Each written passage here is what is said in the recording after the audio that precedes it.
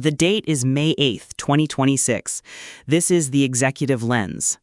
The U.S. and Iran exchanged fire in the Strait of Hormuz, jeopardizing the fragile ceasefire. Despite a declared truce, tensions between the U.S. and Iran have escalated dramatically. According to CENTCOM, U.S. forces conducted self-defense strikes against Iranian targets after Iranian forces fired on U.S. Navy ships in the Strait of Hormuz. The Associated Press reports that the U.S. military intercepted Iranian attacks on 3 Navy ships and targeted Iranian military facilities in response.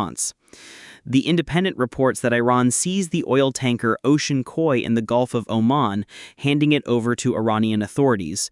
This action follows attacks on the UAE, further threatening the ceasefire. Despite the escalating violence, President Trump remains optimistic about reaching a deal with Iran, calling the exchange of fire a love tap, according to The Guardian. Secretary of State Marco Rubio stated that the U.S. expects a response from Iran on a potential deal today, CNN reports.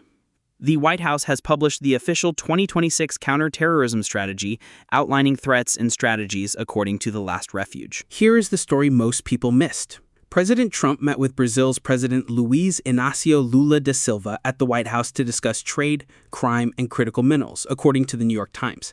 However, the two leaders skipped a planned joint appearance, signaling a potentially strained relationship. What to watch? First, monitor Iran's response to the U.S. proposal for a ceasefire expected later today. Second, track shipping activity in the Strait of Hormuz for any further disruptions or escalations. Third, watch for any official statements from the White House regarding the meeting between President Trump and President Lula. That is the Executive Lens for May 8th, 2026. Sources in the episode notes. Back tomorrow.